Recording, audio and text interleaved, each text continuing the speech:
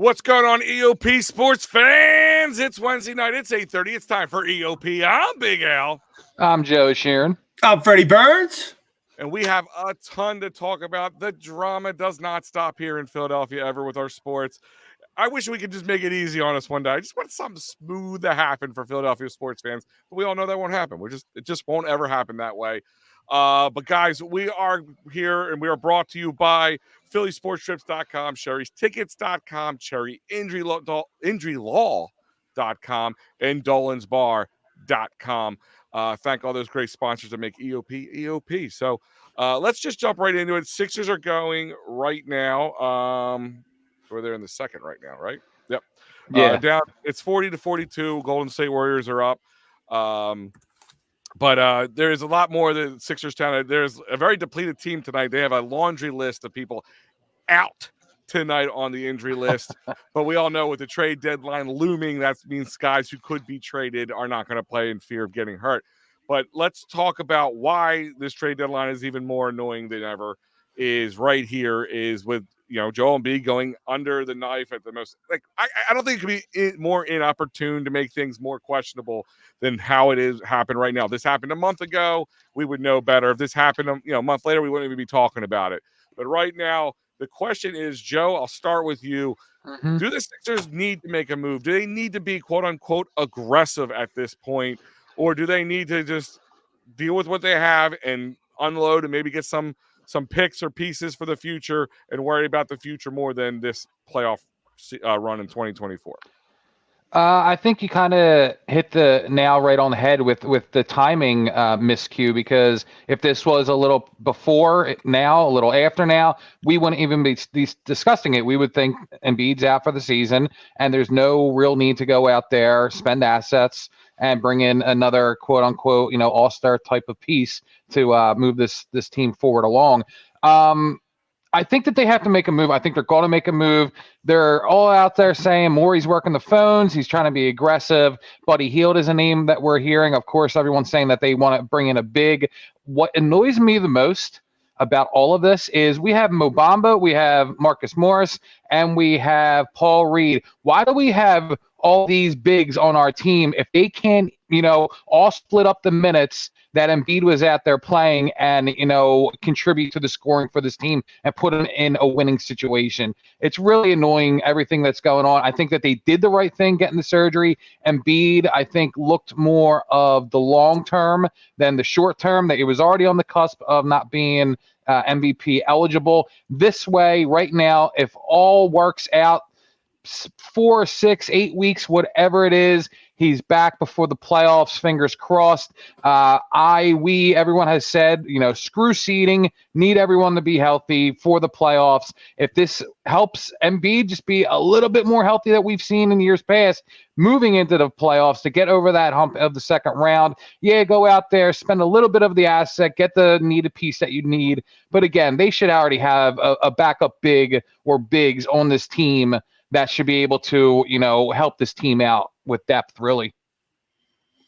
Well, I think, to your point with the bigs, it's just been proven that Paul Reed is not a starter in this league, and he's not going to be a starter in this league, and him and Mo Bamba are backups. And, if Mo Bamba can get hot from three, sometimes he's, I guess, gives you something, but extended minutes for those two just aren't going to give you a brand of winning basketball.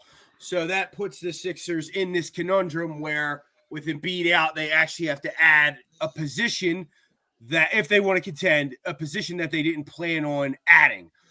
We have a ton of people chiming in to sell, though. Daniel Connolly checking in, sell. Trending in the AM, Phil Steufel, sell. It's not a hot take. I think most people coming in right now are saying sell. Dives coming in. Facts, keep Embiid, load up on assets as much as possible heading in to the offseason with a ton of cap future picks. Optionality, Sam Hinkie line right there, or word, optionality.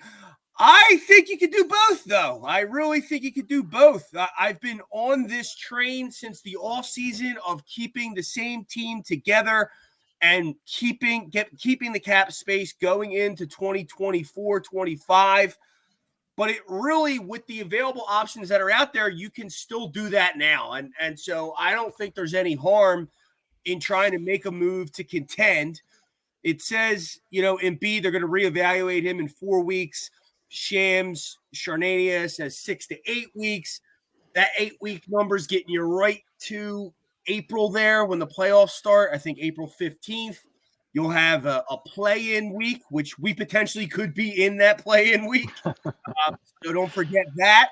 But there's guys out there that you can make moves for. Kelly Olynyk, $12 million, but he's off the book, so you don't hold him here. DeMar DeRozan. I'm not DeMar DeRozan. I'm sorry. DeMar DeRozan is on my potential list, but I'm going centers. Andre Drummond, same team. He's $3.3 million. He would be off the books. These are moves you can make to contend now with a starting center and build from there. I still would like to see maybe a potential run at Malcolm Brogdon. He's a guy that even if you got, I would like to keep here. DeMar DeRozan, the name I just said, is another guy that you could potentially get in a deal, maybe give up only 1 first-round pick, and now you're able to go with Maxey, DeRozan, Drummond, and make some moves that way. So there's definitely a ton of moves that can be made without abandoning the flexibility you have going forward, and I think that's exactly what they're going to do.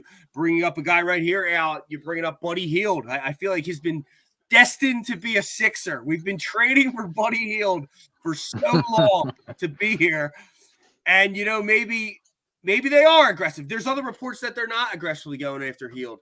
So I really think. But should they? I mean, he's on a they're expiring contracts. Yeah. It doesn't matter.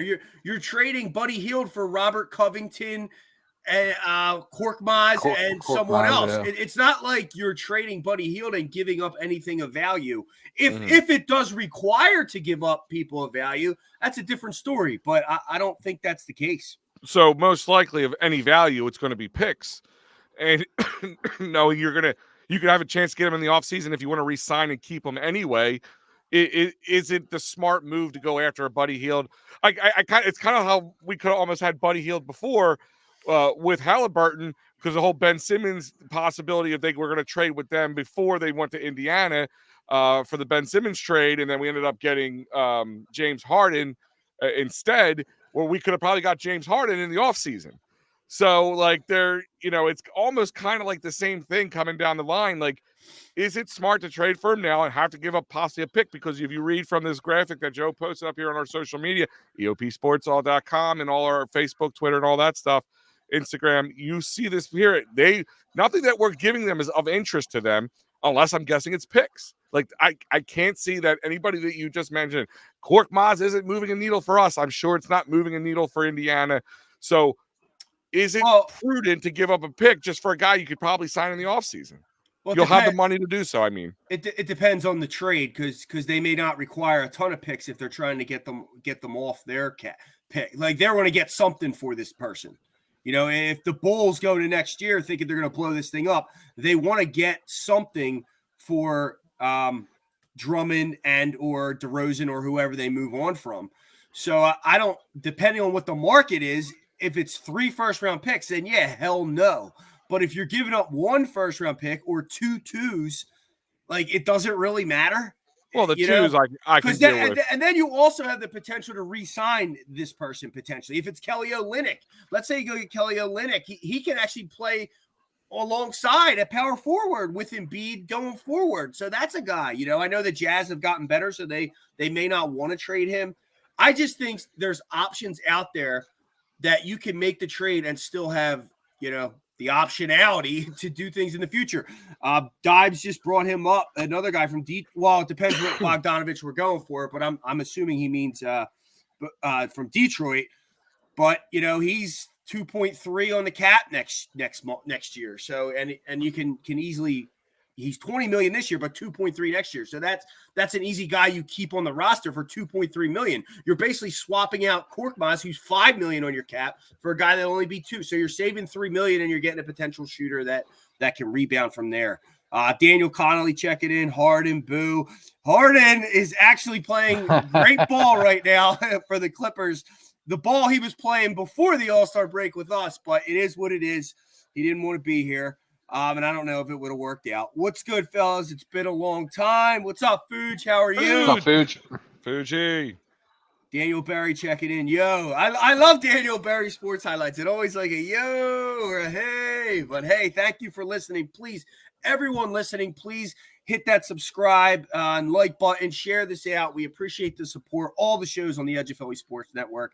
You're amazing. We love the comments. Keep them coming. One of the things that bothers me the most with all this trade speculation is you see the mock trades people are putting together on social media, and I did see one out there just as an example is Malcolm Brogdon, and it was like Covington, Marcus Morris, Korkmaz, and like a first round pick, and I'm thinking like, why are we giving up this much for a Brogdon? Like, I understand his value to the team, and I understand it would be a boost. But I mean, 3 players and a pick. I mean, it's overkill. Like, I really think that these trades need to be realistic. Like, you can't go into a dire type of situation where it's like, okay, we have to give up everything and anything to get a guy that we think is going to boost, the team that much. The problem is you have to have salaries match. Right, so right, and I get that. A lot of times, Covington's in there because he's at, I think, 11 or 12 million. I think Marquise Morris might be 17. So, like, to get Brogdon's contract, they are the players that X team will accept to make it work. But I agree with you. I wouldn't give up Marcus Morris. I would keep him. Covington, he had a couple games where he was hot. As soon as he got extended playing time, he was doing the same foolish nonsense he did when he was here the first time. Well, he hasn't played. He's been injured. And he hasn't played. No. The whole time, yeah. I'm saying when he first got here, he was doing good. Then he got extended minutes, started playing like a bonehead, and then he got injured. So I'm not worried about Covington. I would keep Morris. Korkmaz, we know what he is, but depending on who the player is. But I think you do have to keep the core somewhat. You can't blow it up either. And all these guys that have gotten to where they are now we're starting fresh again. I hate that whole reset the team in the middle of the year. And I saw somebody throw Kelly Oubre into a mock trade. I'm like, what are we doing here? Like you can't just throw everyone away. It's ridiculous. Oh my God, Dodge! You're gonna get rid of my guy Pat Bet. Well, you want to sell. You just want to sell. You want to go back to a process year. I get it. You want to just tank and be done. You can still get Pat Bet back. I would like to see this team with Nick Nurse and have them grow, get Maxey in the playoffs. Even if Embiid don't come back, let Maxey get some playoff experience with the team on his back. There's so much good to be had from that. And speaking of Tyrese Maxey, some good news to talk about with the Sixers. It looks like Tyrese Maxey is going to be hitting the 3-point contest at the All-Star break, not just in the All-Star game, but hitting that 3-point contest. This move the needle for you guys at all? I mean, because the one thing I do like about the NBA All-Star is not so much the game, is the 3-point contest, the dunk contest, which we'll talk about in a moment. But is it just cool for him, or is it cool for us as Sixers fans? I personally think the 3-point contest is hands down the best part of All-Star Weekend. And if you look at the other competitions, first off, I don't watch the game. I know that they're going back to a more traditional East versus West type of thing. Doesn't move the needle for me. The same dunk contest, like, look at it last year. We were so over the moon excited for Mac McClung because he was an honorary Sixer, really. So, yes, having Tyrese Maxey in something like this, it does do it for me because it'll be exciting to see him out there getting the recognition and, the spotlight for, the step forward he took this season. And I think it'll be fun. I mean, I think he has a chance at it. I mean, he's a really good 3-point shooter. I know he's only 38% from the arc, but I mean, any given All-Star weekend, I guess you can say. Yeah, I'm with you. I'm excited to see a Sixer in there too. And Mac McClung was cool, but in the back of your head, you knew this guy's a G Leaguer. He probably won't be here anymore. Where this guy is actually a Sixer. Like, if Sixer's in here, he's going to play. Not to say I wasn't excited for McClung. I was watching it that way. But this is like on a higher level. Like, Maxey's like a guy that's going to be here for years to come. And it's just nice to have a Sixer there. On top of that, can you go back to the Maxey one, Al? You have multiple. This is like the new dunk contest. You got Brunson, Villanova kid, Dame Lillard, Lauri Markkanen, Halliburton, Malik Beasley. You have names here that are 3-point guys. It's going to be awesome to watch him go up against them. I'm pumped. I'm pumped about the East-West too. I hate that draft pick thing. You know what's funny is like with Tyrese Maxey, just seeing him as a person in the post-game pressers and him on the court, like he's always smiling. He's always happy. You know that he is going to take full advantage of that weekend and just have a blast. So for him and what he's done this season, Tyrese, go out there and have a ball, dude, and bring home that trophy for us. Agreed. Martian Lynch, thanks for listening, checking in, watching the Sixers these days without Joel. Feels like the process days. Oh my gosh, Martian, it's awful. But you got to remember, Batum's out, Melton's out. There's other people out, which is making it a lot worse. And we have no center. No, not our backup centers just aren't it. I mean, let me ask you a question. Like, I know, remember the whole Paul Reed thing where the Jazz and they added that like weird second year stipulation in.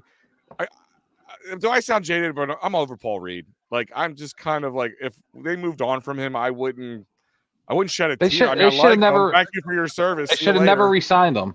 They should never re-signed him. He had another offer. They had, to the deadline to match it, and they matched it. And we all, at least I feel like all of us, knew at that very moment that it was a reach and an overpay for Paul Reed. It was a Danny Ainge who did that, right? It was him who put that in there. Yeah, I think it was. Yeah, Danny Ainge. I mean, Paul Reed. I thought it was a little much. I was ready to let him walk too, but the way the values go up price wise, it's not that much money. As it feels like right now, but what's it, $8 million a year? Who? What? Yeah. I think it's somewhere between 6 and 8. So for a backup center, if he can be a backup, I mean, he put up 30 to one night against the Golden State in Golden State. They almost won that game. So he has potential here and there. He just can't be a starter. He's got flashes. That's about it. You never know when it's going to come on. But my point is, I'll take $8 million for a backup center if he's going to do what he does. He can't start at all. Like in game backup. So guys, this show is brought to you by PhillySportsTrips.com. That's right, PhillySportsTrips.com. Travel with the best. Travel with PhillySportsTrips.com. They got great with the Phillies season right around the corner. Pitchers and catchers just a week away. Spring training. There's so many different trips you could take available. There's even a Flyers combo trip you can add on to it because the Flyers will be playing the Tampa Bay Lightning that night. So you can check it out. Go to PhillySportsTrips.com. There's still availability for the February 17th situation. You can go up there to the 2024 Stadium Series and check out PhillySportsTrips.com. Enjoy a great time. And the newest release one, which we're going to talk about a little bit right now, is the Birds take over Brazil. That's right. You can head to Brazil and watch the Eagles for the first game of the season, week 1, Friday night game in Brazil. Go to PhillySportsTrips.com.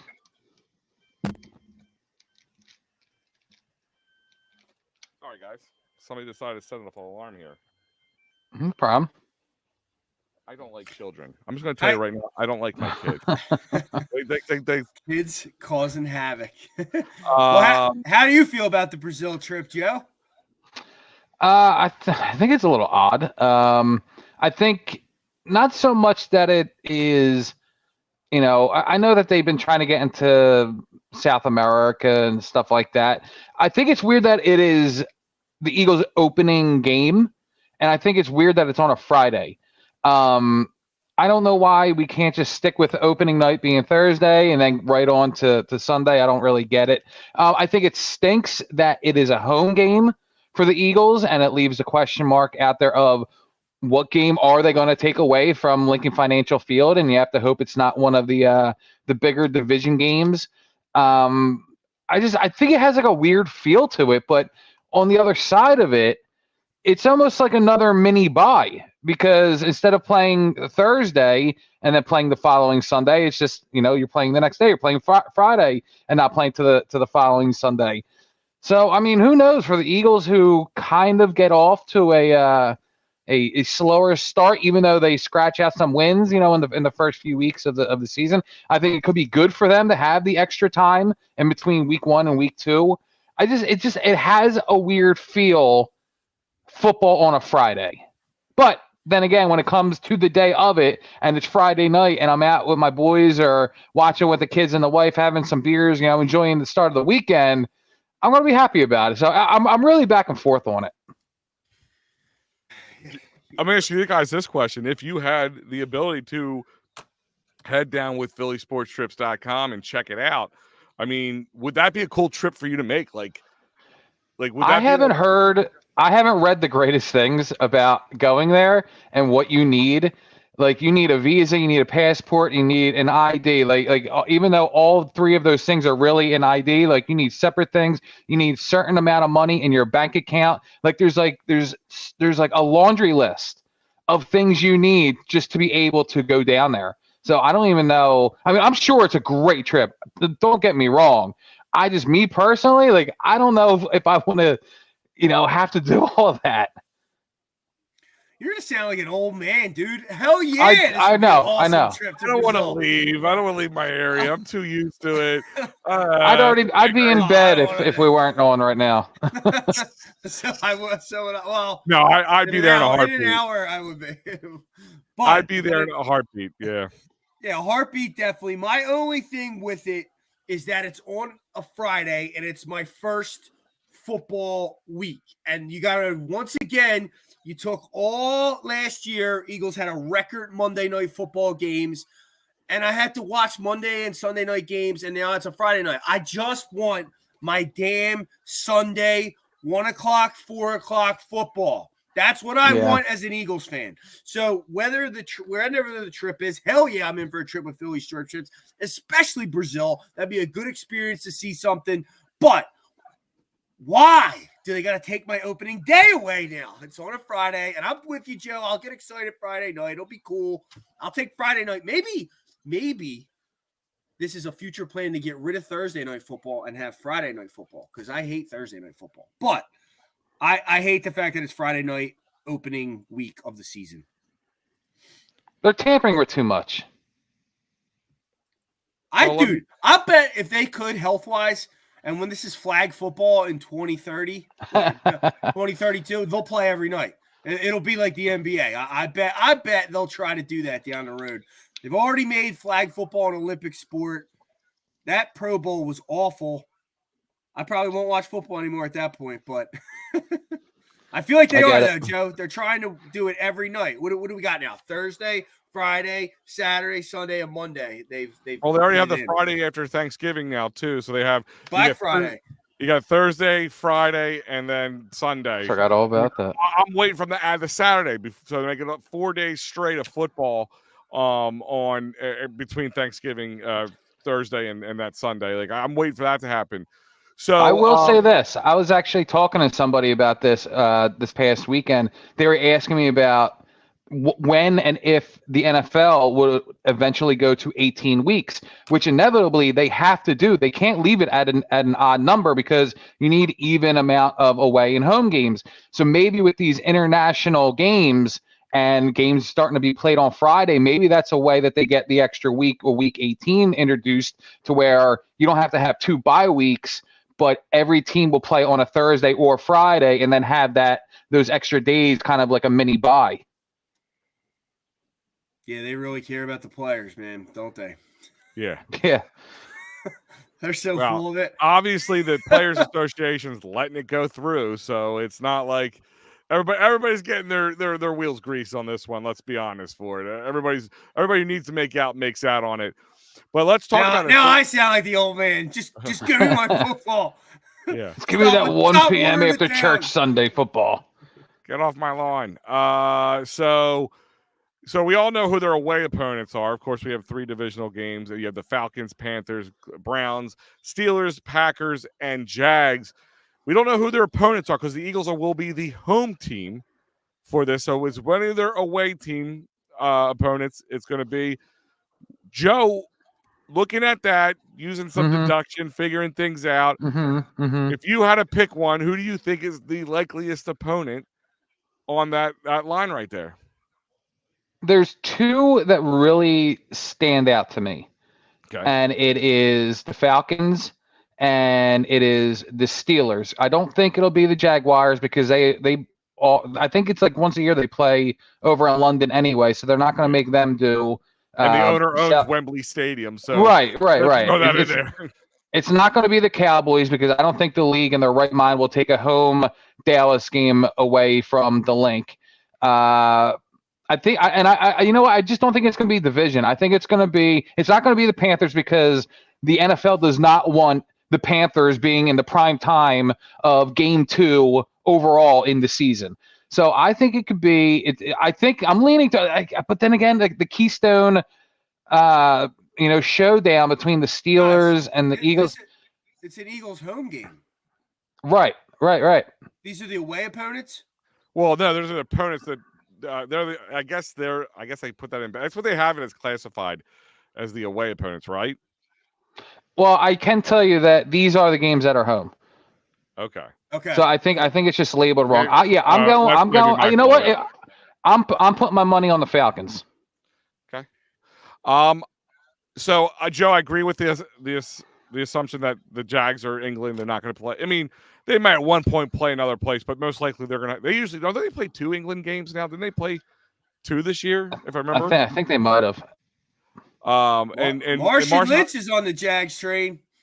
Yeah, but again, I think because the owner owns Wembley Stadium. Marshawn Lynch. They play. Yeah. Yeah. So I take him off.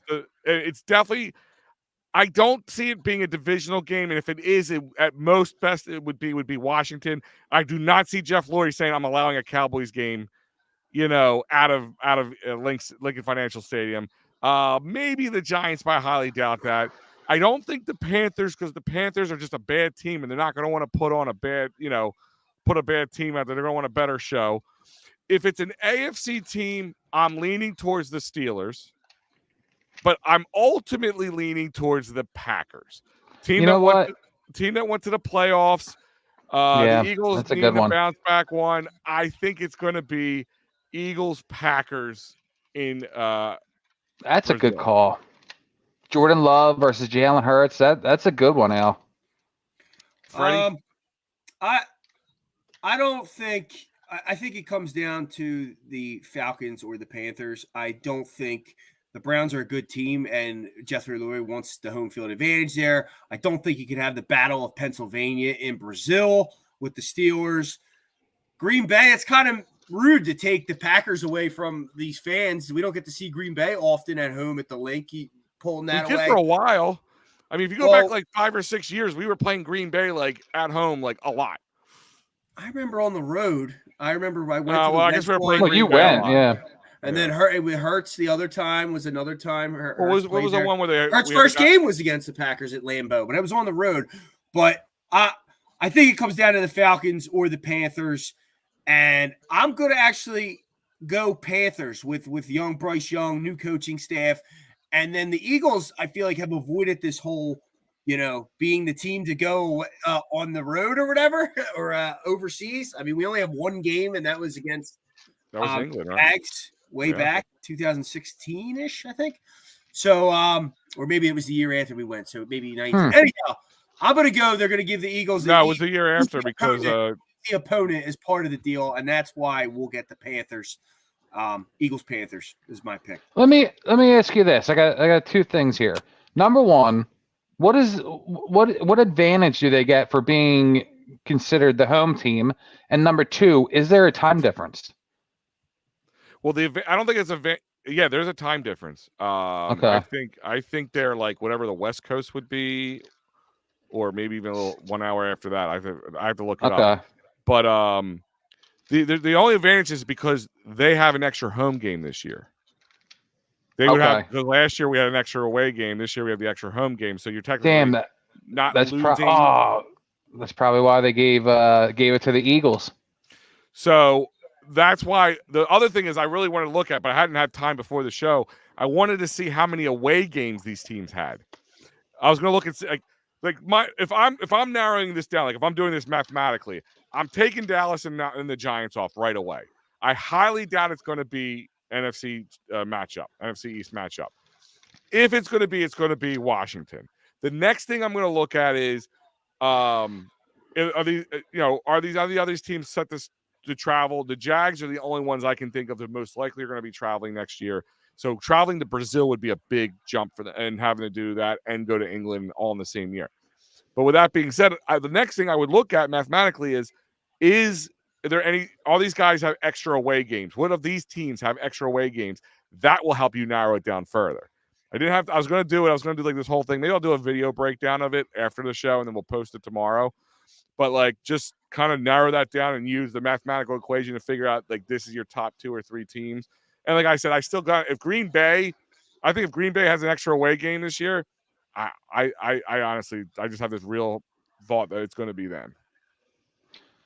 Just you may have just blew this thing wide open your realistic, research on this. You're 100% right. Look at all the team schedules, see who has the extra away game, and that's probably who it's going to be. I think you just whipped this thing wide open.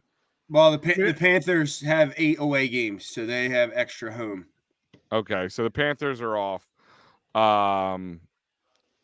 Like I said, Falcons it is. I honestly, and this is just my brain thinking. I don't think it's an AFC game. I just don't think it's an AFC game. And if it is, it might be a better marquee matchup in the sense, like if the Browns, if you have Deshaun Watson back healthy and the Browns defense that they were, like that could be a good game right there. It's just a solid game. But I don't know if I want that because I'm also looking at this from like a fan standpoint, like of these, Joe, outside of and Fred, outside of the NFC East games, like what is the toughest matchup? What are the 2 top matchups in your eyes on the teams there at home? Falcons have 8 away games. Okay. Out of these, I mean, in my opinion, not our divisional rivals. Of them, who do you think like the most toughest matchups right now? It would be the Browns and the Packers. That's why I'm saying if it's going to be the Browns, because they're going to want a marquee game. If you're bringing it to Brazil, you want to give them a good matchup. But you also said you don't see it being an AFC team. But that's what I'm saying. Like, if it does become an AFC game, the Browns seem to be the most likely. That's why I'm going to pick them over the Steelers to go if it is an AFC team. But I ultimately think my number 1 pick is the Packers. Oh, you're wrong because they have only 8 as well.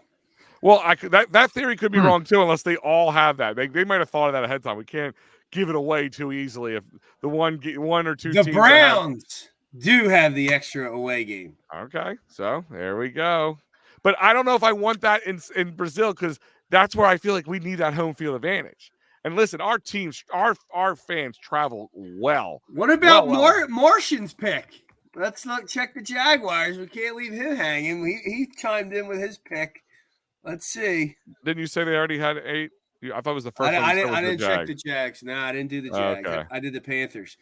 Oh, yeah, that's right, Panthers. 1, 2, 3. But 4, yeah, I mean, I think it's cool. Like, listen, 5, I think it's best that's the first game of the season, Joe. 8, 9. It's the Jags. Martian's right. Martian's gonna be right. Thanks. Well, he also may have looked up the schedule before he gave his pick. Nah, he didn't hear Al's little spiel or hypothesis. He's usually spot on, but educated guess hypothesis. I do like the fact that it is week 1. That's the one thing I do like because you know what, the controversy if they come back and they're all beat up or tired or jet lagged. Eagles versus Dougie P. I mean, it's got a little bit of that swag to it. It does actually. So, but let's move on. In other Eagles news, I don't know if this is rubbing in or not, but in Vegas, the Sphere, digital Sphere they have down there, they have a replica of the Super Bowl rings they would put on and rotate around for a little bit and change the ring out. And it's just beautiful to see this building size and a Super Bowl ring for the Eagles out on there in Vegas. It also burns a little. Let me ask you guys this question kind of going along with this. Hold on. It's not like this was the only one that they were showcasing. I mean, they were showcasing Super Bowl ring. So, That's what I said. Yeah, no, I know they're doing it. But like looking at this, like, I mean, how excited are you guys about the Super Bowl? Like after how the season has ended, how like we kind of just feel like we have so many question marks going forward. Like, do you guys even care about the Super Bowl that much, or is it just something you're going to do because there's nothing else? It's Super Bowl Sunday, and there's going to be nothing else to do. Like, is there any excitement behind it for you guys? Yes, I'm pumped up. I got a kegs and eggs at 10 a.m. Yes. Then we're doing my birthday Saturday too. Yep. So I'm doing kegs and eggs, and then I'm leaving that at like, let's say 1:00. My daughter, who's now into it, wants to watch Super Bowl 52. So I'm going to come home, rewatch Super Bowl 52 with her from like, I guess 1:30. It'll be a quicker version. I'll speed through some stuff. Yeah. So that'll get me to about Well, they have 5:00, right into the Super Bowl. And I am rooting my butt off for the Chiefs. I am and I thought I was starting to teeter a little bit. I'm like, yeah, you know what? I don't care about the 49ers. Like, I liked them when I was a kid because they beat on Dallas. Screw the fans. Who cares? And then Debo, and they're starting to chirp, and the players are starting to whine even before the game. Screw them. I'm Big Red all the way, baby. And Travis Kelce, too. Fred, remind me later. I have to look if I can still have a link to it. Somebody sent me a link to a video that you could download. It was the Super Bowl 52. All the commercials, all condensed version of it. Like, I think it's like 30 minutes long or whatever. And it's dubbed over with the Merrill Reese calls, the WIP calls, versus the regular ones. Botards. Yeah. YouTube. You can just YouTube it. It'll give you that. I know. I don't know if they put it out on YouTube because it gets banned. Somebody sent me a direct link for a download if I wanted it, but because if you put it on YouTube, that can get banned. So that's why I said, if you can't find it, let me know. I'll check and see if I still have access to that link. Thank you. Believe me, I've watched. Back in the day, I watched it quite often. But yeah, so like I said, I if we're gonna talk Super Bowl a little bit, prediction wise, I'm with the Chiefs on this one. I not because I'm Andy Reid or I hate the Niners and all that stuff. I do hate the Niners and I do like Andy Reid, but I honestly think if I'm making my prediction now, I'm picking the Chiefs. Just watching the Lions play, they made mistakes. The Niners, the Lions made mistakes that kept the Niners in it. The Niners should not be in this game right now. Just throwing that out there. They let this go. This was almost as bad as the letdown that Shanahan had when he was with the Falcons. You know what I mean? This was almost as bad as that one. Packers too. They just got the Packers almost had them too. Yeah, so you're not going to be able to get away from Patrick Mahomes is that good. Like when we used to talk about Tom Brady, you can actually talk about Pat Mahomes the same way. Like he just has the ability to win. I mean, this team looked like they were like us a little bit. They were a little falling apart. Guys couldn't catch balls thrown to them. It was just this team didn't seem to have their defense kept them alive all year long. Then Andy Reid, what's he got? He had Jim Johnson while he was in here in Philly, and now he's got Spags out there. He's not getting picked up for any head coach thing, and he just keeps this defense humming. And it kept them in the games when they really were not a great offense throughout the year. But now they're in their element. They're in the Super Bowl. Like Brock Purdy's a good quarterback. I'm not going to take anything away. Debo Samuel, good wide receiver. Christian McCaffrey, he's a game wrecker. He can do that. But I think you can't make a mistake, and mistakes will be made. And I think Patrick Mahomes will take advantage of that. Here's my early pick: the Chiefs will win this game. I'm not going to give you any, over-unders or anything like that. But I think the Chiefs win this game. Yeah, I'm 100% going with the Chiefs as well, and I will be petty about it. It is because I hate the Niners. It is because I'm pro Andy Reid. And to be honest with you, I think the whole Taylor Swift thing is overdrawn. I could care less when they show her. Travis Kelce, brother of Jason, Jason will be there, and I want Andy Reid. If it's not the Eagles in there, I want Andy Reid to win as many Super Bowls as it takes to be considered the greatest head coach of all time over Bill Belichick. So I will be petty about it. Debo Samuel is a turd. And if you're looking at it on paper, Patrick Mahomes versus Brock Purdy, it's not even close. It's all Chiefs all the way. Hell yeah. 2.5 point spread. I think it opened up at 4, got bet down to 2.5. People are hammering the Chiefs. Normally I'll go the other way, but I'm parlaying Mahomes MVP with the Chiefs, with any stat Mahomes over Brock Purdy. I might even sprinkle in a Travis Kelce MVP. I agree with you, Joe. Show me all the Taylor. Give me plenty of Taylor Swift. Give me Usher at halftime. Bring me back to the 90s. Or not 90s, or late 90s, early 2000s. Oh man, I'm ready, dude. Screw the 49ers. Is there a bet if Celine Dion comes out and slaps Taylor Swift for snubbing her at the Grammys or whatever the whole conversation's been about that? About bugging her. So I'm locked into this stuff now because my daughter. Yeah. And dude, I rewatched that thing. Taylor Swift's like person, the girl with the black hair, whoever she is, when Celine was speaking, was cold staring, ready to murder her the whole time. Sat down while everyone was standing. And then they went up and snubbed it because my daughter, she gets up at 5 a.m. to watch the rest of the Grammys. And I already had known on Twitter that there was a snubbing. So I was looking for it. I'm like, oh, wow, that was definitely on purpose. Sorry. Yo, you know what? Cares. It's a sports show. My bad. If we're talking about the Grammys real quick, they can bite me, okay? Because normally it's till like 11 o'clock. This time it was till 11:30. Me and my wife tried to stay up as late as we could. We were laying in bed. We were waiting for Billy Joel. And of course he's going to be the last one. And of course it's all like, all right, we'll just check it out on YouTube the next day. Can't find the video anywhere. Apparently CBS or NBC, whoever the hell had it, are keeping all the rights. They're not letting any videos out there. And I still have yet to see the Billy Joel clip of his brand new fantastic song. So the Grammys, once again, can bite me. I haven't watched them in over 10 years because all award shows suck. And Billy Joel was the only thing we were watching for. And we got screwed in the end. Again, bite me. Joe, I agree with you, but I think you could go watch it back on like demand. Like the show. Like you could just go through it. Yeah, maybe. There's this new thing out called DVR and on demand nowadays. It's pretty awesome. I almost DVR'd it too. Joe's over at his TV moving the antenna, the rabbit ears around on his antenna. Can't find it as he yells at the cloud. I almost DVR'd it, but listen, everything was on YouTube like 10 seconds later. Why wouldn't I think I can go to that to find it? No, I'm not disagreeing with you. Like Twitter, YouTube, usually you can find anything you want 10 seconds later. People, recording it off their TV or whatever. But yeah, no, I did stay up and watch that part because my wife was watching it. I'm not an award show fan guy either. I've never watched the Emmys or anything. But like I did, she was watching it, so I was sitting with her and I was Billy Joel. Okay, I'll watch that. Like that's the only reason I did watch it. Guys, I remind you that. Hold on. Ian coming in. Thanks for listening, man. Haven't heard you in a while. 35-17 Chiefs. All right, Ian. Thanks. Wow. Okay.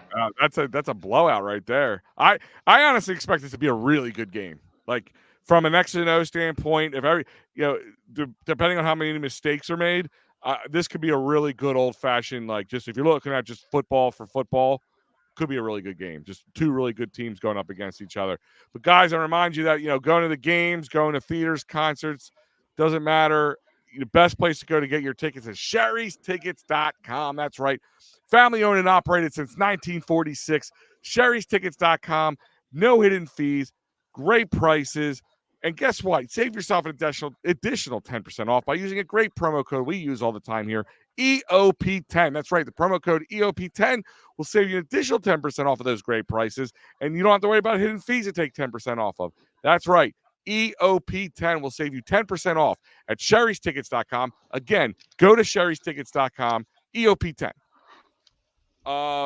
So Sixers suck again. Yeah. I don't want to get another Sixers conversation. We'll come back. I know. But Joe, you posted something here. This is a question I've heard a lot of people since they pretty much knew that it's a good chance that Saquon Barkley was not coming. Was probably not going back to the Giants unless they're going to overpay him, which it does not seem the Giants are going to be doing. But the intriguing thing is, with all the problems they have, will we see Howie Roseman buck another trend this year, and will he go out and pay? I don't know if it's going to have to be handsomely, but pay probably more than he would normally pay for a running back, and pick up Saquon Barkley to bolster that running backs room. You see, I'm a Penn State guy. I love Saquon Barkley in college. Hated when he got drafted by the Giants. And, kind of looking and watching his career from afar, or when the Eagles are playing him, you hate to see what his career has come to with all the injuries and just, the bad luck he's had in New York. But with that said, I don't trust paying him 10 million or 9.9, whatever that market value says. Like, I don't trust paying him that type of money when you can have a DeAndre Swift who is younger, a little bit more durable, and really had a career season and comparable stats to what Saquon has done. So I could see the Eagles bucking the trend with paying a guy, because that's kind of the trend that they go in when they see something and they know they have to correct it. They overcorrect it. So I can see them paying a running back. I can see them paying a linebacker.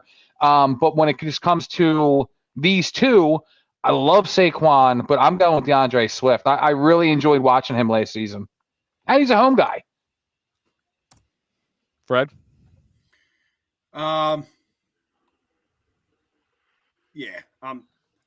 Does Saquon Barkley, like Joe just said, is injured all the time. Swift is a perfect fit.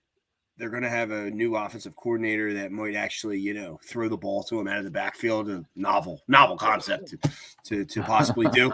I think he wants to be here. You can get him on a good deal. I just don't know if the Eagles will spend, but if you can get him for 6.7, I don't know if either will be here, but if I got to pick one, I'm definitely going DeAndre Swift. No doubt about it. You know what you do? I think they were paying him like 1.4 this season, and they were paying Boston Scott $2 million this season. Let Boston Scott go. Take that $2 million, add it to the 1.4. That's 3.4. Add another $2 million. That gets you to 5.5. Sign DeAndre Swift. Everyone's happy. Yeah, I think they got to invest some sort of money in the running back position. No long-term deals or nothing stupid like that, but the guy was good. The only flaw that he had was they wouldn't give him the ball. They stopped giving him the ball. Imagine if this guy came from Detroit and was like top 3 of the receiving running backs the last 5 years, and then we just didn't get him the ball out of the backfield this year. But he had 1,000 yards rushing and still makes a Pro Bowl. He could do it all. No, absolutely. And listen, in a perfect world, I would love to have Saquon here, but like you said, the injuries, that turns you off, but the price tag too. I'm sorry, running backs are just, it's not worth it. I would rather see them invest the money in a guy like DeAndre Swift, who can, like you said, Fred, catch the ball, be dynamic in that factor. I was over Boston Scott last year, and all he was good for was 2 games against the Giants sometimes, but they didn't even use him there. So I don't get it. Yeah. So I don't understand why keep him around. You got Kenny Gainwell. Just go get a big back in later in the draft, or some guy on the end of his career that just can, ground and pound for 2-3 yards, and then you get everything you need, and you could still, probably keep it under the 7 million mark for your whole running back room. You know what I mean? Like that's how I look at it. And I like DeAndre Swift. I know what we got with him. He was a guy that injury was an issue too, but he was very durable for us this year. So I don't know. I just don't see them bucking a trend like that to sign a guy, even like a Derrick Henry or something. Just I don't see them paying that kind of money for somebody, even for 1 year. Personally, that's just my thought process on it. Here it goes, going around and around. Another one on our social media, got a lot of buzz. We've been asking the question: is Jason Kelce after the game in Tampa, very emotional, pretty much probably told people he was retiring and during emotional moments, and now it's kind of like stepping it back a little bit. And there's been conversations on his podcast, and continue to ask, is he going to retire? He's going to make a decision sometime after the Super Bowl, of course. But the question was asked to Travis during the Super Bowl interviews: do you think he'll play in Brazil? And he goes, I think so. And now is this Travis just trolling and trying to just get his name out there more, or whatever it is, or do you think he's legitimately making that's his gut instinct on it? I've been on this train since Shefty inappropriately tried to leak it that he's coming back. And this isn't the first time Travis has said this. On the podcast, he said he had more football left in him. And I think it's legit. I think he wants his brother to play is one thing, to continue. And the second thing is he has some inkling of inside information, being his brother, that he may come back. And I think Kelsey will be back for his final year. It will be announced, though. He will say, "This is it. This is my final year." There won't be any more questions. But I think the problem is you got to convince the wife a little bit, because I think they caught Kelsey on a I don't know, he was signing autographs or something. Maybe it was in Disney. Yeah. And they asked him, and he's like, "I'm going to try." And that either means he's really hurt, or he's got to convince someone, "Hey, give me one more year. I know I said one more, but give me one more. I can't go out on a 6-7 game losing streak, blown out in the playoffs." Yeah, I heard something the other day. I heard something the other day on WIP, and the way he was apparently he was playing with something with a knee injury for a large part of the season, and the way he was talking about it as if he was still an active football player, saying he has to, kind of overcome this before the next training camps or OTAs or you know what I'm talking about, before he either makes a decision or he starts anything activity-wise with the team, he has to get over this knee injury. And just the way he was phrasing it was kind of saying that he is going to be back. Yeah, I mean, I think he still talks about himself is he's still part of the team. I mean, listen, DeAndre Swift is not technically he's technically still part of the team until free agency starts. So I guess technically Jason Kelsey's still part of this team until free agency starts. So I think they tend to do that. That's why I don't read into those type of situations too much. And listen, you've been talking like that for how many years now? So it's just common, it's just nature to talk about you're still part of this team. I agree with Fred. It has probably a lot to do with the wife and the family. Yeah, I can see that.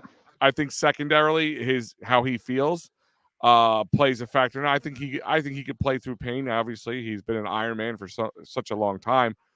But I mean, there was reports when he was in Buffalo for the Chiefs Buffalo playoff game that she was telling him, "Do not do that, do not do that," and he went in and he was a little upset about it. He said, "I wasn't asking permission. This is what's happening." Yeah. So he's a party animal. He likes to have a good time. So it happens. Awesome. So it's like, does he wear it? But I mean, that's something where you can defy the wife and get away with it. Another thing, if you're going to go back and play another whole year of football, where that comes into a different conversation. I do think that kind of like what Brandon Graham said was like, if the Eagles want me back, I'm here for another season. It would be my farewell tour. I think there is something worth saying that Fletch, BG, Kelsey, if they all were to come out and say, like, all right, like, we're going at this one more time, say it's their last season, and they all, walk into the sunset together, I think there is something really intriguing to that, especially between all three of them, who are the longest tenured Eagles here by far. Can I ask you guys this question? Joe, you brought this up, and so say that did happen. Say BG, Fletch, and Jason got together and said, "One more time, guys." Just like looked at each other and one more time, give it one more last chance. What do you say about, like, my problem is the numbers, the money. I mean, he was the highest paid center. Oh, yeah. I mean, absolutely. we need some cap flexibility now with Jalen, getting paid and all that. I mean, does that play a factor in, like, for the Eagles standpoint, for the organizational standpoint, and your guys' standpoint of bringing back a Fletch, a BG, and a Jason Kelsey? I'll just say this real quick, that I think right now they're about 25 million available in salary. They have a path to cut or restructure. I'm not going to say the names because I don't know who. I know Kevin Byard, like, cutting him would save 13 million. And then there's some restructuring. I think, of course, Bradbury, if he's cut, like, they have a path to get to 50 or 60 million dollars available in salary cap. So, and I don't think Jalen Hurts' huge cap hit even starts till next season. So they have plenty of money to bring these guys back if they want. It's just, should they? Like I wasn't really too keen on them bringing back Fletcher Cox last season, but I actually think Fletcher Cox had a really good season, and I think he finally bought into being a mentor to some of these guys. So if he wanted to take a little bit less and come back for a final season, I'm fine with it. BG has already taken less money last season. I think he would be on the same boat. I mean, obviously, if he's saying he wants to come back, you would think he would be willing to take around the same money. Jason's money, 14 mil, it's probably either keep it at that and maybe try and cut it down a little bit, but who knows if he'll put his body on the line for any less money.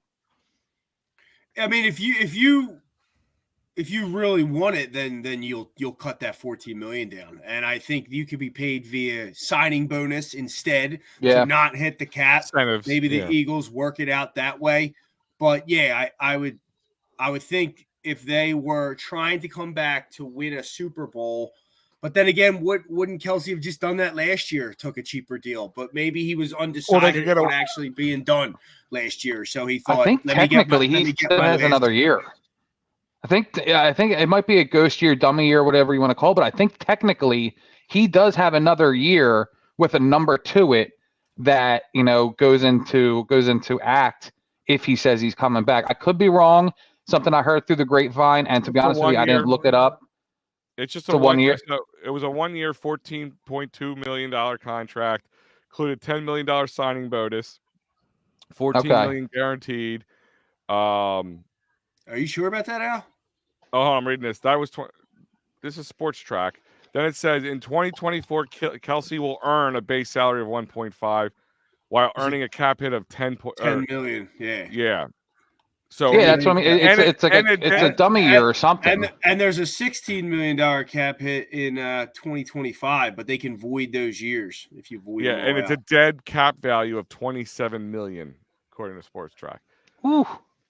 Yeah, but dead cap, you can still. So he did sign a 1 year deal. So those must have been those ghost dummy years you're talking about. So I don't know how if that keeps you on the hook or not, or.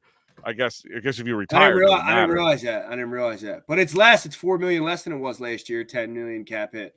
So I don't know. I think they do make a run though. Those three, they got it. I just can't see. Fletcher Cox said he still thinks he can play good ball in this league.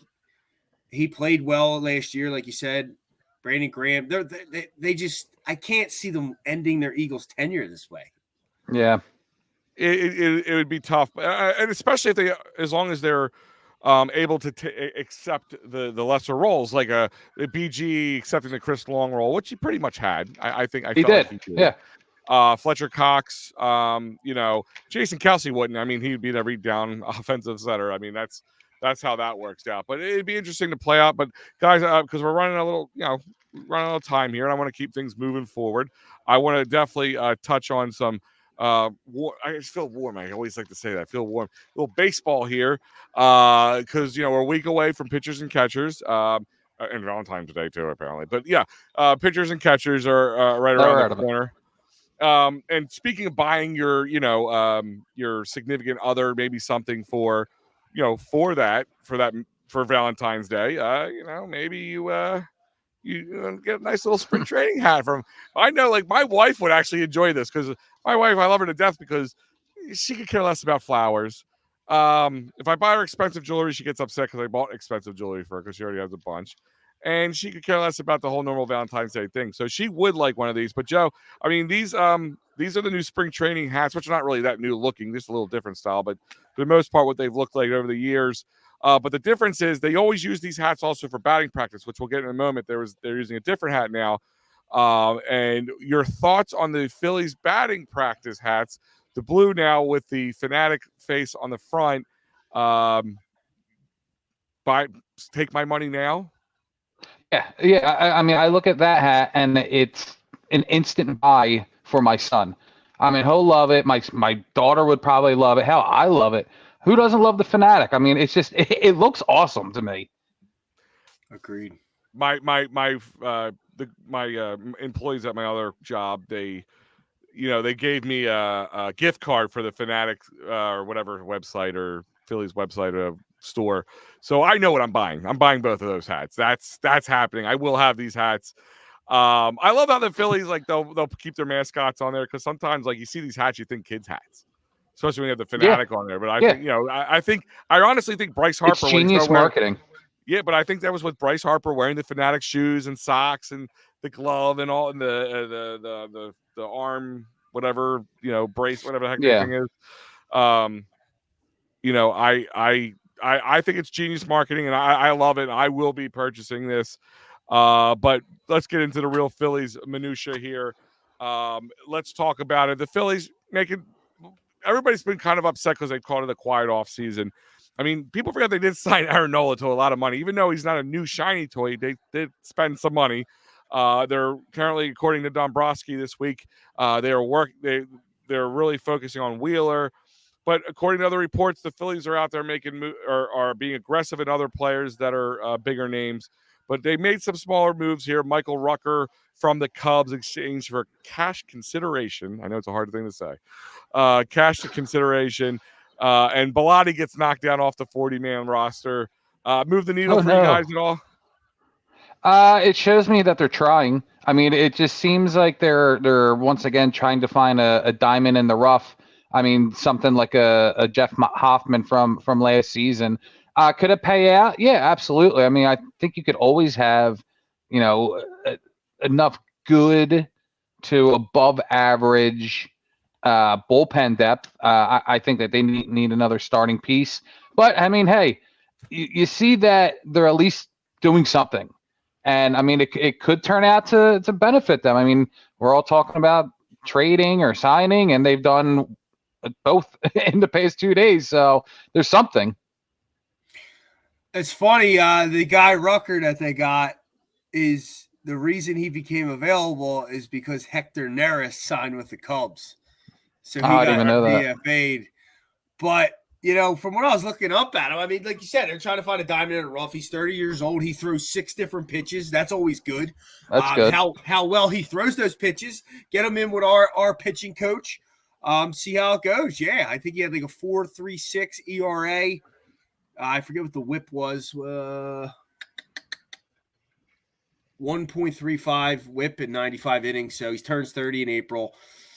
Yeah, man. Why not? They're making moves. We'll see what happens. I'm with you. It's spring training. They're all going to be throwing down there. It's a nice move. A nice, small, subtle move. Well, so like I said, Dombrowski was on WIP, I think it was this morning, and he hit some things. They talked about signing Nola. They talked about they were big on trying to sign it was a Japanese player. Why am I blanking on his name? Yamamoto. They were aggressive in that. I guess that's easy to say when you don't pull the trigger. We really tried hard, guys. Yeah. Well, they pulled the trigger. The offer just wasn't accepted. Yeah, I mean, I'm just saying it's easy to say you're aggressive and right. Because nobody knows what it was. But the key factor is it really does sound like they are trying to push the young guys. Like they're really in on Kirkering. They're really in on Rojas.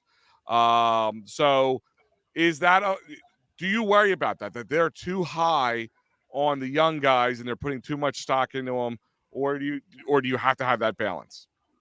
I think this is an example of them doing what we've been asking them to do for the past 20 years or so. I mean, we've always said, and the Phillies have been historically, waiting maybe too long to bring some of these guys up. I mean, you see, the name's escaping me, but I think it was Darren Ruff or something. He came up when he was like 27, 28 years old. It's like, no, you got to get these guys up here when they're younger, which we've seen with a Pache and a Rojas. Brandon Marsh is still young. I mean, we've been asking for them to bring up some of their farm system guys just to see what they can do. And now they are, and here we are saying, though, they're not doing enough. So I'm sitting here right now, and I'm just going to say that I'm not going to go overboard on the beginning of the season or the quiet off season right now. I know just to sit back and wait and just see how these things play out. Because who's to say Michael Rucker or Max Castillo, who they got today from the Red Sox waiver, who's to say these guys don't pan out? And then we are sitting here again saying, hey, Dombrowski did it again. Could not agree with you more, Joe. This is the perfect offseason. You overspend where you could overspend, and that would have been getting Yamamoto. That's a move where you don't just spend money to freaking spend money to like scratch an itch. Like it's ridiculous. These people that expect them to just make these blowout trade moves. Like they just signed Trey Turner last year. I know. Like calm down. And Michael Papernick checking in. Thank you for listening. Please hit that like and subscribe. They're gonna take that money and find a way to wrap up Wheeler. Like maybe that's another move. And to your point, Nola, that's a big deal getting Nola back. You know, they got a deal. They got him at a better price, and now they have another starting pitcher solidified there. I couldn't agree with you more, Joe. Like, relax. Like, we have a good team as is. Like, people forget they went into last year with it, like, out of nowhere, their first baseman gets injured out the season. Harper was injured. Then you have he's escaping me. The guy that comes up for, am I forgetting the backup first baseman's name for the Phillies? Anyhow, he gets hurt. Cody Clemens? Derek Hall. Then he gets hurt. So, like, there was a lot of moves last year in the beginning that we were kind of slow, and we had runners on base. I remember us having the combo, like, relax, the runners are on base. Eventually, we're going to knock them in, like, and eventually they did. So, like, this is a good team. The whole world in every sport is like fantasy everything. It's like, let's make 20 trades and change the whole complexion of the team. Like, nah, dude, let's start. Like, they have a good roster. Like, who's going to be leadoff? You know, that, like, what's the lineup going to look like? What else would you do? You got to play the young guys. They got to get better. Bohm and Stott have to take the next step. If they don't, then you wait and see, like Joe's saying, and then make a trade at the trade deadline if it's necessary. Well, not only that, but I think somebody who I just named prior is a perfect example of this. Christian Pache. He was with the Oakland Athletics, and he did not make the main roster, which a lot of people thought that he played well enough in spring training to make the main roster, especially for that team. And here comes Dombrowski swooping in, making the trade, and now this guy is a young piece that when he's healthy, we're putting him in 2 out of the 3 outfield positions. So, I mean, Dombrowski always has his finger on the pulse of what's going on around the league. Like, I do think that the Phillies are going to do something, whether it's Jordan Montgomery or I don't think it'll be Cody Bellinger. I think they're fine when it comes to the position players. I do think that they're going to add someone when it comes to the starting rotation, and they're making these small moves right now to add on and get depth for a bullpen, which was one of the best in all of the MLB last season. The entire pitching staff was rated number 1. And then there you go. And 1 going into this year. Then when the Dodgers brought back Clayton Kershaw, then they moved to 2. But yeah, I agree. And one other thing with what you were saying, like Rojas, like he's going to be given the opportunity to start. And Dombrowski was saying today, like, a lot of the people we were going after want the guarantee that they will start, and he's not giving that to them. You will earn your spot on this ball club, and I love it.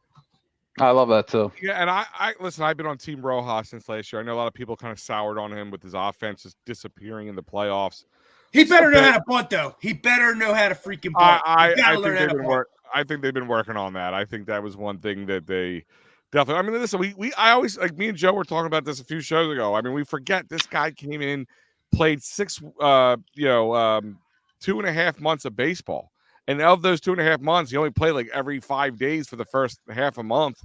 So, like, it's interesting. Let's see what's Mike saying here. Phillies going after a Japanese pitcher and being rumored on Snell and Montgomery. I know Montgomery's been another one they keep talking about. Snell sounds like that's kind of quieted down a little bit for the Phillies. That's because his counter offer to the Yankees came out, and it was literally the highest contract that a pitcher would have gotten in the history of the MLB. And this guy goes out and pitches 5 or 6 innings. Somehow he won the Cy Young, but now teams are just looking at this number that him and his agent put out there, and they're laughing at it. He's probably going to get like a 1-year prove-it deal somewhere and try and do something. I'd be more in line to sign Trevor Bauer over a Blake Snell. Yeah, I mean, I'll do the 1-year prove deal. It depends. But I think Mike's point was they're disrespecting Wheeler by looking at all these guys and not giving him the money. Listen, I don't think that. We always talk about average market value, right? I mean, everybody has an average market value in every sport. Like, guys are worth a certain amount of money in today's current, finances in baseball, and it doesn't matter what sport it is. So I don't think it's disrespectful. I really don't. Now, if you go and you sign like 4 or 5 starting pitchers and you don't do anything for him or promise him anything, I can see that's disrespectful. But you had to lock up Aaron Nola because he was leaving. So that's not like putting Nola in front of him. He had to. Either Nola was going to leave and you were going to lose out on him, or and I just think this disrespect, this thing is kind of a little overblown. If they sign somebody, does not mean they can't sign. They can say, listen, we'll extend you next year, or whatever. And then he'll get paid when he gets paid this year. And then it's all about working those things out. Again, kind of like you guys, Fred, you were saying, you can't go out and spend $40 million a guy a year. It's not.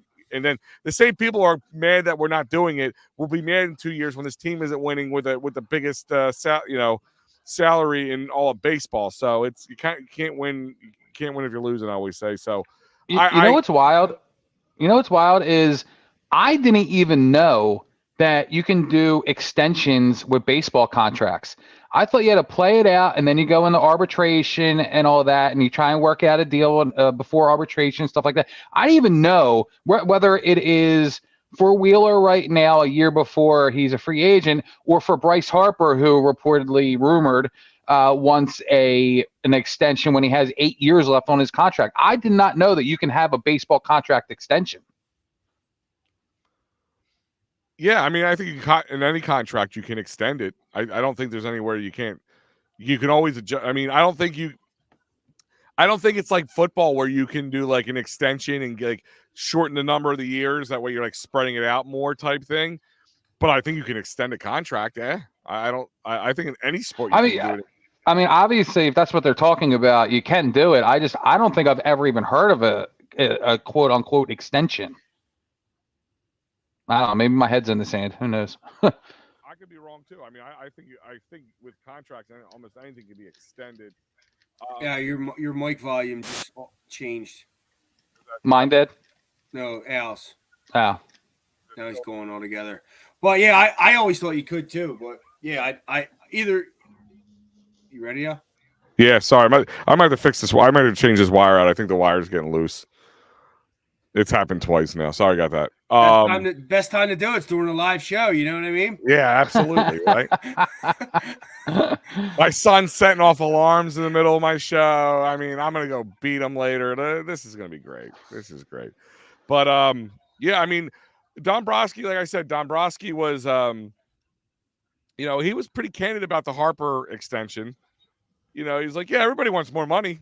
Of course. You can't get mad at him for it. Like, he's like, yeah, but it was like in a nice way. He was kind of being a tough guy, but a nice tough guy about it. Like, I mean, we're gonna do it. Anybody can ask for more. We got it for 8 more years. We're good. Like he's like, I'm not really worried about it. So it's interesting though. But I'm not as worried about the quiet off season as some other people. I mean, like you guys just said, we had one of the best pitching rotation, and it really down to number 2 with Wheeler. I know we're worried about Wheeler next year, but we can worry about that. Like, we don't have to worry about Wheeler right now. Wheeler is on this team in 2024. We can worry about Wheeler next year. Worry about making sure the pieces that aren't secure, Nola, are secure, and then bringing in guys, because you have to find guys who can be role players. Like, it can't all be the superstar, max contract deal guys. Like, you can't do that. Yeah, totally agree. Here is Max Castillo. We did talk about him earlier. He was a guy that got off waivers from Boston, and we'll see how these guys all play out in Philadelphia. But I just say I know you guys are, and just excited to have baseball back. And I think it's even worse now because the Eagles, and then like, all right, the Flyers are playing well, the Sixers are looking really dominant, and B gets hurt. The whole Carter Hart thing goes down, a Cutter situation goes down, and now the Flyers are kind of meandering back to where we a little not where we expect them to be, but just not as high on them as we were before. So it's right now the Phillies are going to be our heroes through the summer. Yep. Go Phils. We're almost here. Real quick, guys, I remind you that this show is brought to you by CherryInjuryLaw.com. That's right, David R. Cherry is the man with a plan when you get hurt at work, motor vehicle accidents, personal injury, criminal law. Go to CherryInjuryLaw.com. 610-565-0300. Again, 610-565-0300. Go to Cherry Injury Law for all your workers' comp, motor vehicle, personal injury, criminal law needs. David R. Cherry at 610-565-0300. Anything else, guys, before we head out tonight? Flyers finally get a W. pull that up here. Yeah, Flyers. Yeah, what was it 5-game skid? 5-game skid going into the break. I don't know if you guys how much you watched the game, but they came out a little rusty. Goose egg. All that, yeah. I honestly did not even know it was. I knew it was All-Star break. I didn't even know it was All-Star weekend though. Thanks, Mike. Thanks for listening. Appreciate the good words. Thanks, buddy. Thanks, Mike. Yeah. But I mean, they kind of came out slow. Panthers could have jumped on them and maybe put that game away, made it 6 games, Joe. But Sam Ersson, like, that's the question. Can Sam Ersson be that guy? Can he be the number one guy? Now that Carter Hart, yeah. Well, now that there's no question now. Well, I still think they should bring somebody up instead of Cal Peterson. Like, at this point, give somebody else a try. Has Cal Peterson gotten a try though? They just traded for Cal Peterson. I know, because he was like a top prospect before, and I was hoping like maybe they could revive him here, but I don't feel like he's gotten an opportunity because it's been Hart's been the other guy. He's played a little bit. He played a little bit when the whole Hart thing went down and all that, so he did play a little bit. Yeah, listen, 4 games or something, right? Yeah, I'm not saying it was a lot, but I just don't know. I just can't. So far from the eye test, Cal Peterson is not going to be the guy. He was a salary dump in the contract thing. Yeah, they're hoping that here's a guy who was a top prospect at one point. Maybe the whole change of scenery thing would be a change for them. Time will tell. I'm sure they're going to give him a little time to see what happens, but I'm just not sold on Cal Peterson. No, me either. But I want to give him a shot. But yeah, I mean, that's the beauty of what's going on. They have another goalie they traded for too. And then they drafted one. They drafted like 2 or 3 goalies. Yeah, there's the Russian guy. I can't off the top of my head. He's the guy who's in the EHL or E something or whatever, however it is. Like it's another Russian league, but he can get out. He could actually come now. The only thing I'll question about Samuel Ersson is, do you think Carter Hart being here was a little bit of a safety blanket for him? To where it was like a confidence booster to know that he had somebody, a one. We have said he's a 1A, 1B between the two, but now he's like the guy. He knows that Carter Hart is not coming back. So do you think that, kind of shakens his confidence a little bit? I think it did. It did in the beginning. And I think when you saw Torts pull him aside and kind of give him like a vote of confidence, and I think it was the Bruins game when he pulled him, or maybe the game before that. And then he got this break, and then he played well the other night. So I definitely think it was like added pressure, because it's always that like the backup quarterback when you come in and Spurs, but then once you're the person, it just changes. You put pressure on yourself. I don't know what it is, but he played well the other night against Florida, 2-1, right? Yeah, 2-1. Yeah, 2-1. And yeah, he was the reason they won. A big reason they won that game. And yeah, Joe. I mean, that was the question when the whole Carter Hart thing came down. Like, was Sam Ersson that good because of Carter Hart, or can he do it without knowing Carter Hart is going to be his 1A? Can Robin be Batman? Because he was Robin for a while. Now can Robin move up and be Batman without having a good Robin to back him up? To spell him. I mean, Cal Peterson will spell him. Back-to-back games. Home and away games, things like that. And like I said, with the Flyers, it's a little different with the Sixers. Like they have all the time. They have, in the sense that nobody has cup aspirations this year. We had championship aspirations for the Sixers at one point this year. There's still ability to get your key player back where you can still have that championship aspiration going. With the Flyers, we all kind of assumed, playoff, maybe round 2. So we'll find out. So, with that being said, is you can play this wing game. You can give Cal Peterson a chance, or bring another guy up and see if he has the medal for the NHL yet. And like I said, what's the other one is with hockey, it's always weird how the trade deadline's so close towards the end of the season. I mean, March 8th. It's March 8th. Yeah, you got a whole other month, and then the season ends April, mid to end of April. So you was like almost 6 weeks ish between the end of the season and the trade deadline. So dude, game 7 of the Cup goes into like July. Yeah. It's amazing how stretched out all this is after the regular season. But so the Flyers, like, that's the best opportunity they have. Like, like we ask the question at the trade deadline, they're going to be buyers or sellers. April 18th, the season ends. So think about that. A day, 40 days later, for the most part, the whole stretch of Lent is from the trade deadline to the end of the season. So, that's my point is like, so you have time to make some decisions. And Fred, you said it about the Sixers a little bit. You can do a little bit of both.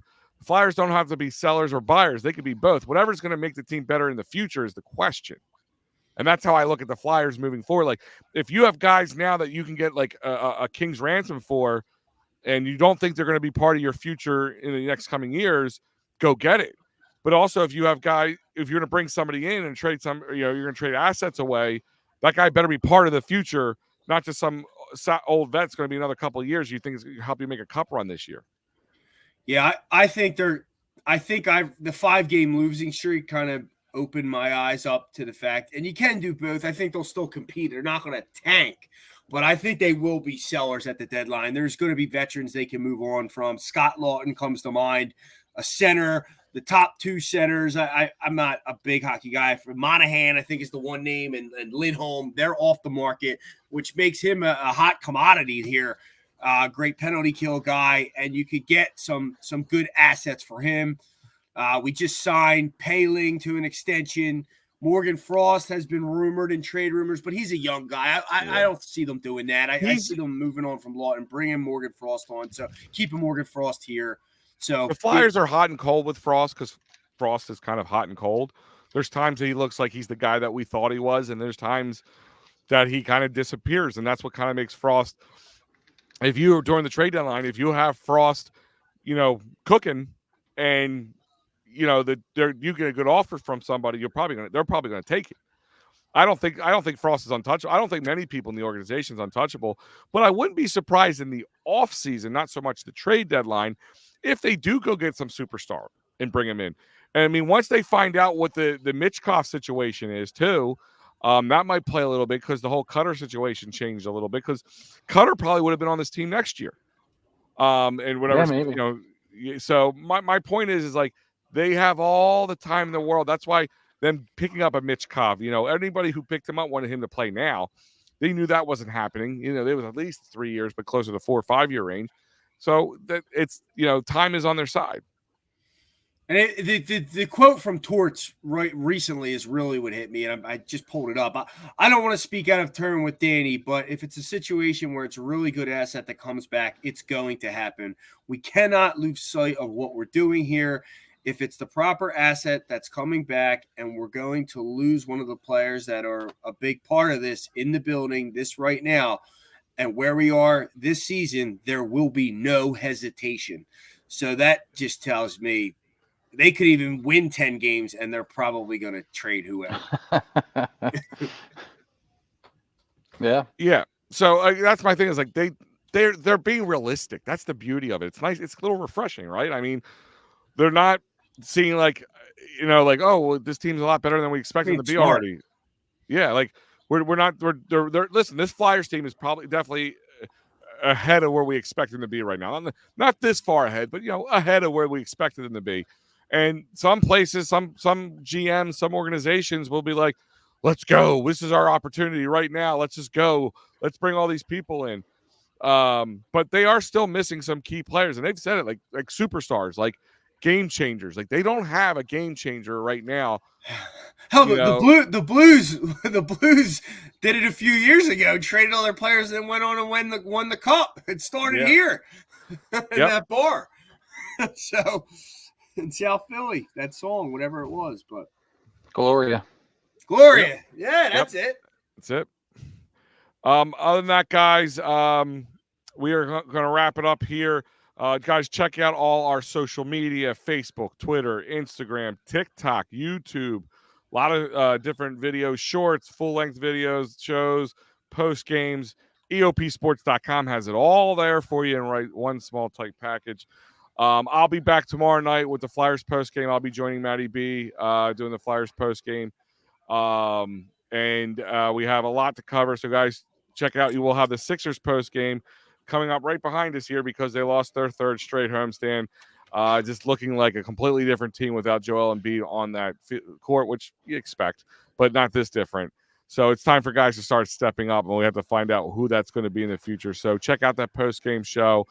Anything else from you guys before we roll out of here? Nope. No, man. Well, I'm Big Al. I'm Joe Sheeran. I'm Freddie Burns. We out.